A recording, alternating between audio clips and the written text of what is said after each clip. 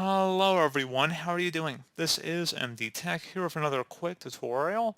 In today's tutorial, I'm going to show you guys how to change or adjust your screen resolution settings on your Windows XP computer.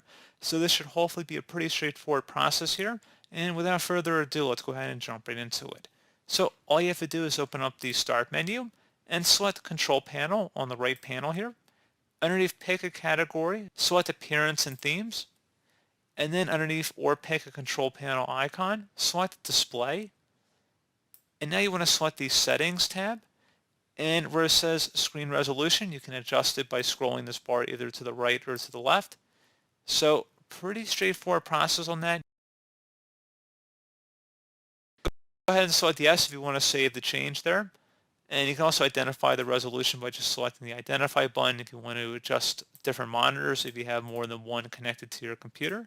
And you can also adjust the color quality as well. And you can select apply just to kind of get a feel for the difference. So pretty straightforward process here, guys. I do hope I was able to help you out. And I do look forward to catching you all in the next tutorial. Goodbye.